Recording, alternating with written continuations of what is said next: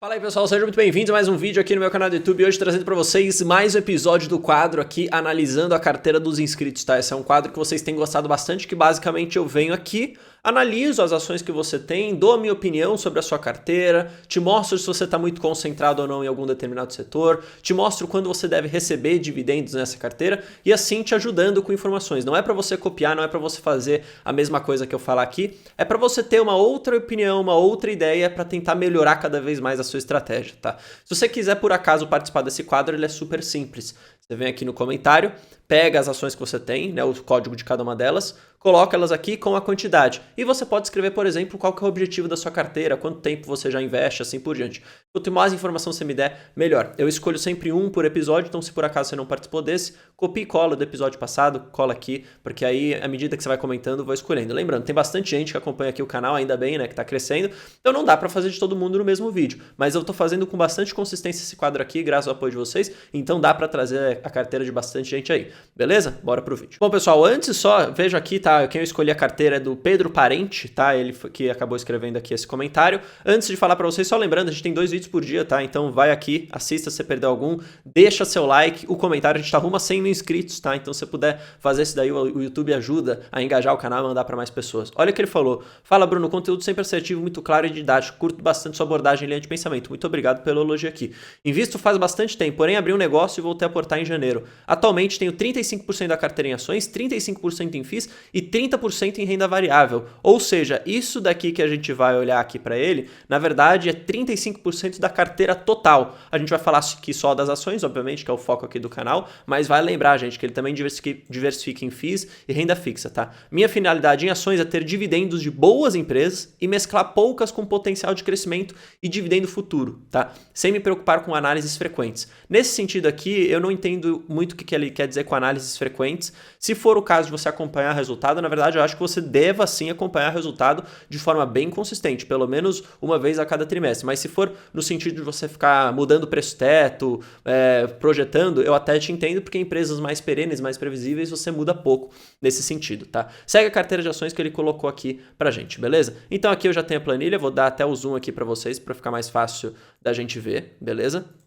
Essa daqui é a carteira dele. É um total que ele tem aqui na carteira de ações de 9 ativos, o que já falando para vocês é um número bem interessante, tá? Eu gosto de ter de até 12 no máximo assim de ativos. Atualmente eu tenho 8, como vocês bem sabem, tá? Ele tem 9 para uma carteira de ações que beira ali os 100 mil reais de patrimônio. Vamos lembrar que isso é 35% da carteira total dele, tá? Então ele tem um patrimônio já bem maior, porque ele já investe há bastante tempo. Fora isso, ele empreende, tá? Com um negócio próprio, que também é interessante, porque isso contribui para a renda dele, contribui para os aportes, tá? Entendo que o foco dele aqui então seja previdenciário, de fato, né? Ele está montando essa carteira de ações para ganhar dividendos e faz isso de uma forma bem assertiva, na minha opinião. Perceba, tá? Ele tem uma diversificação bem grande de setores, já vou mostrar para vocês, mas essas escolhas são muito assertivas, são de fato boas empresas, tá?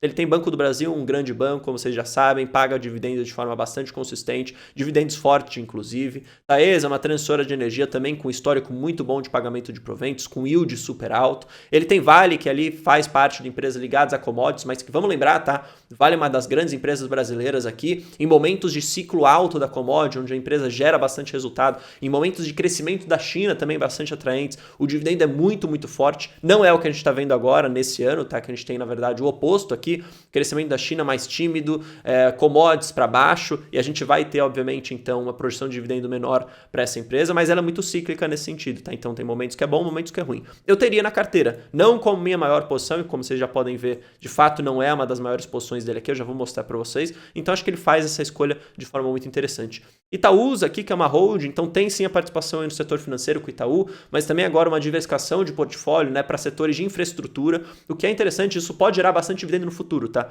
No momento presente, Itaúsa até tem essa guinada de investir mais, tá? Em comprar essas participações, então o dividendo é menor. Mas no futuro, todas essas empresas que ela está comprando são inerentes de pagar bons dividendos. Então fica sempre com isso na sua cabeça, tá? Leve aqui, falando de indústrias, tá? É uma indústria bastante interessante. Vamos lembrar, a gente até pode considerar isso daqui uma small cap, a depender do que você está olhando, tá? Então é interessante e acho que pega um pouco dessa estratégia dele que ele falou, né? Que ele quer empresas que já pagam de forma consistente, como vocês podem ver, BB, Taesa, até Vale, BB Seguridade, e ele coloca algumas empresas que tendem a possibilidade de pagar mais, como é o fato de Leve. Prio também é uma questão interessante. Pode ser que pague no futuro, mas aqui já falando para vocês, se não tiver opção para investir, se não tiver onde direcionar o dinheiro, muito possivelmente isso vem em forma de dividendo. Mas é uma empresa também em pleno crescimento. E no próprio estatuto fala que o mínimo obrigatório é muito pouco, tá? No estatuto eles colocam que é basicamente zero dividendo, justamente por essa tendência deles de reinvestir o capital. Então, nesse sentido, eu não posso afirmar para vocês que o dividendo vai ser forte. Pode ser que venha forte em um determinado momento? Sim, porque é uma empresa em crescimento, gerando bastante caixa. Mas pode ser que não aconteça. Não é à toa que a projeção minha de dividendos para Prio é zero, tá? Basicamente sem receber absolutamente nada. Klabin não tenho o que falar, eu já falo para vocês aqui em bastante vídeo, uma empresa favorita. BB Seguridade também, seguros, pô, muito bom para uma carteira previdenciária. Consegue aliar crescimento com bom payout, tá? Então quase 100% do lucro em payout, mesmo assim BB Seguridade consegue crescer.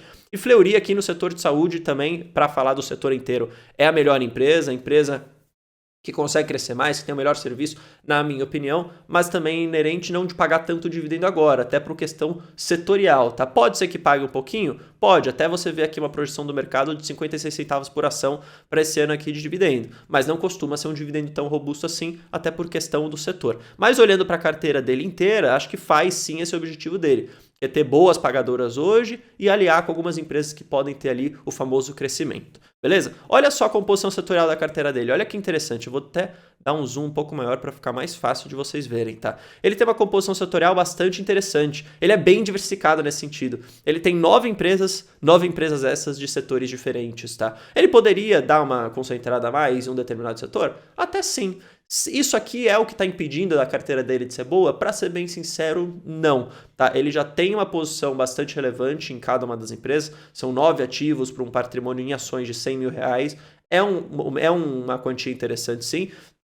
Mas vamos lembrar que aqui a gente não está distribuindo em questão de peso das ações e sim dos setores, por isso que dá a porcentagem igual. Mas claro que se você olhar para bancos, ele tem uma posição financeira maior em Banco do Brasil, por exemplo, maior em Taesa do que ele tem em algumas outras empresas. Então o peso dele, olhando para uma questão assim de financeiro, está maior em bancos, está maior em Taesa. Em questão setorial, sem olhar para o peso, né, só simplesmente para as escolhas, está bem diversificado nesse sentido. Isso é bom, gente, porque mitiga um pouco daquele risco específico, tá? Então, se tudo der errado com bancos, a carteira dele não vai para o buraco. Se tudo der errado com energia, a carteira não vai para o buraco. Se metais e mineração, por exemplo, parar de pagar dividendo porque o cenário está muito ruim, a carteira não vai para o buraco. Essa é a importância de você ter várias ações.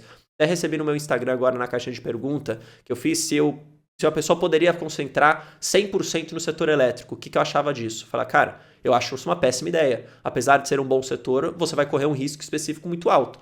Risco específico esse que pode, em uma canetada, como aconteceu lá no governo Dilma, tá? Acabar com os dividendos, acabar com a performance das empresas no curto prazo. E aí a sua carteira pode ir por água abaixo. Então é sempre bom você dar uma diversificada, tá? Olhando para a questão aqui de escolhas dele da carteira, você perceba, tá? A posição financeira é uma carteira de basicamente 100 mil reais com 9 ativos, posições maiores aqui em duas, Banco do Brasil e Taesa, tá? O que eu chamo a atenção de forma muito positiva para isso. Tem duas empresas, setores diferentes que pagam bons dividendos, ele garante essa entrada maior de renda para reinvestir, né? Reaplicar. Depois ele entra aqui com uma small cap, que também é bem interessante, tá? Porque ele vai aliar aqui o crescimento mais os dividendos, e depois tem ali uma posição um pouco menor nas outras empresas, mas sempre mantendo aquela consistência do aporte, pelo menos isso que me parece, tá? Você não vê nenhuma empresa muito defasada aqui no sentido de aportes, tá? Então ele sempre está tentando equilibrar, mas eu vejo pelo menos essa intenção dele de ter um top 3 aqui, que é o que eu sigo e eu gosto bastante disso, tá? Que é escolher 3 empresas para direcionar os seus aportes, tá? De forma prioritária. No caso dele aqui, aparentemente é Banco do Brasil, Taesa e Metal Leve, tá? Ali, enfim, não sei nem como chama mais, ou se pode chamar de leve.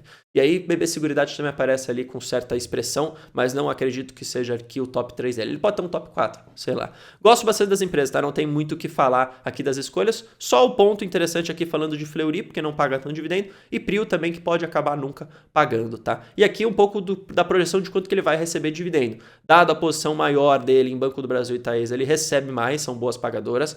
Olha leve quanto vai pagar também, então o destaque muito positivo para ele aqui nesse sentido. A porção de 0 para Prio, Fleury pouco também, BB Seguridade pagando bem, cerca aí de 9% de yield para o ano de 2023, o que é bom, e aí ele vai receber quase 7 mil reais de dividendo. Esse dinheiro, vamos lembrar, ele reinveste, compra mais ações, ele usa os rendimentos dos FIIs para comprar mais FIIs ou para comprar mais ações, ele usa a grana que ele tem em renda fixa ali, se ele estiver recebendo algum tipo de rendimento, algum tipo de cupom, ele pode reinvestir também, tá? E vamos lembrar, ele tem um negócio próprio, ele trabalha, então ele não deve usar essa renda aqui. Por isso que ele pode reinvestir tudo isso, melhorando a sua bola de neve. Beleza, gente? Bom, não tenho o que falar, essa aqui é uma carteira excelente, gostei muito da estratégia dele, gostei muito das escolhas. E lembrando, só pontuando aqui esses pontos, mas não faria nenhuma modificação nesse sentido, como eu já falei em algumas outras carteiras aqui. Beleza? Bom, espero que você tenha gostado desse vídeo. Se você gostou, não esqueça de deixar aqui o gostei, isso ajuda demais a divulgar. Lembrando, estamos rumo a 100 mil inscritos, tá? Falta menos de 10 mil. Se você puder aqui mandar esse link do vídeo para alguém, comentar, deixar seu like, isso ajuda muito a divulgar aqui. E, pô, chegando a 100 mil é o sonho de qualquer um. Beleza? Tamo junto, valeu, falou.